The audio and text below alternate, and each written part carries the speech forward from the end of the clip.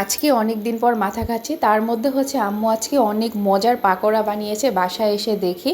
So এখানে হচ্ছে আমি তেলাপোয়া মাছের মাথা নিয়েছিলাম, করলা ভাজি নিয়েছিলাম, অ্যান্ড হচ্ছে মিষ্টি কুমড়ার তরকারি নিয়েছিলাম, অনেক কিছু নিয়েছিলাম।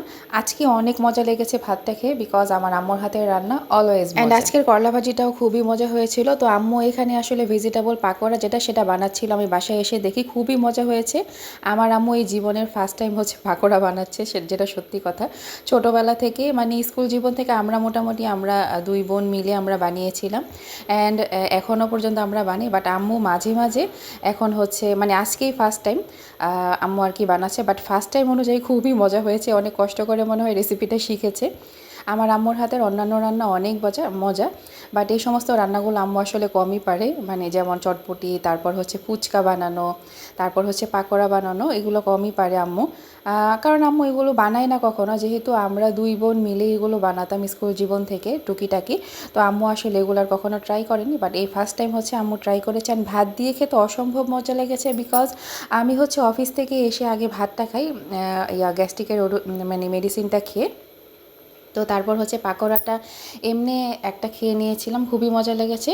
অ্যান্ড ভাত দিয়েও খেয়েছি ফার্স্ট টাইম, ভাত দিয়ে অনেক মজা লেগেছে আসলে। অ্যান্ড করলা ভাজিটা কিন্তু খুবই মজা হয়েছে, কারণ আমার আম্মু সবসময় করলা ভাজির মধ্যে বেশি করে পেঁয়াজ দেয়, যার কারণে তেতো ভাবটা আর লাগে না। তো আম্মু মাঝে মাঝে এখানে আলুও দেয়, আমার কাছে আলুটা মানে ভীষণ ভালো লাগে। বাট আজকে হচ্ছে আম্মু আলু দেয়নি, কারণ আমার আব্বু আলুটা খায় না। তো পাকোড়া দিয়ে খুবই মজা লেগেছে। প্রথমে পাকোড়া আর দিয়ে খেয়ে নিয়েছিলাম, তারপর হচ্ছে করলা ভাজি আর পাকোড়াটাকে আমি মিক্সড করে তারপর খেয়ে নিয়েছিলাম। সত্যি বলতে অসম্ভব মজা লেগেছে। অ্যান্ড আজকে হচ্ছে আম্মু তেলাপোয়া মাছ ভুনা করেছে, আজকে মাথাটা আমি খেয়েছি। মানে সবসময় আসলে রাতের বেলা এসে মাথাটা এত খেতে ভালো লাগে না, মানে আগে খুব মজা করে খেতাম, বাট ইদানিং হচ্ছে একটু কমই খাই। অনেক সময় দেখা যায় আমার এক্সাম থাকে, তো তাড়াহুড়া করে খেয়ে পড়তে বসি। তো এখানে হচ্ছে করলা ভাজিটাকেও আমি মাখিয়ে নিয়েছি। ওই তো আমি অনেক ভিডিওতেই বলেছি, মোস্ট অফ দ্য ভিডিওতে আমি বলেছিলাম যে আমি আসলে মাখিয়ে খেতে বেশি পছন্দ করি, সেটা ভর্তা হোক, ভাজি হোক, তরকারি হোক, যাই হোক, সব কিছু মিলে মাখিয়ে তারপর হচ্ছে আমি খেয়ে থাকি। তো এমন করে আসলে করলা ভাজি আর পাকোড়া দিয়ে আমি খেয়ে নিয়েছিলাম, আমার অলমোস্ট খাওয়া শেষ। এখন হচ্ছে তেলাপোয়া মাছ দিয়ে খাওয়ার পালা। অ্যান্ড মিষ্টি কুমড়ার তরকারিটা আম্মু আসলে মাছ দিয়ে রান্না করেছিল। মিষ্টি কুমড়ার তরকারিটা অনেক মজা হয়েছিল। আমি আসলে ওইভাবে মিষ্টি কুমড়ার তরকারিটা দেখাতে পারিনি। অ্যান্ড মাথাটা খেয়ে আমার খুবই ভালো লাগছে, কারণ তেলাপোয়া মাছের মাথাটা দেখবেন একদম সফট থাকে, মানে চিবিয়ে চিবিয়ে খেতে কিন্তু অনেক ভালো লাগে। যারা আসলে কাটা খেতে পছন্দ করেন, আমি ছোটোবেলা থেকেই কাটা খেতে পছন্দ করি, আমার কাছে তো বেশ ভালো লাগে। অ্যান্ড মিষ্টি কুমড়ার তরকারি রুটি দিয়েও ভালো লাগে, মুড়ি দিয়েও ভালো লাগে, ভাত দিয়েও ভালো লাগে।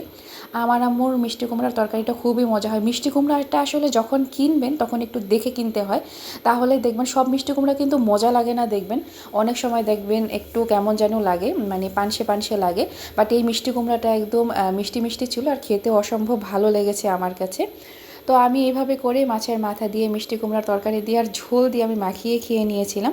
আমি কিন্তু এখানে ঝোল দিয়ে আর মিষ্টি কুমড়া দিয়ে মাখিয়ে খেয়েছি। এই তো আমি বললাম ছোটোবেলা থেকে আমি আসলে এইভাবে খাই। আর এখানে হচ্ছে একটা স্পেশাল রেসিপি ছিল, যেটা হচ্ছে আপনার সেমাই দিয়ে বানিয়েছে, সেমাই দিয়ে। সো টাটা, আল্লাহ।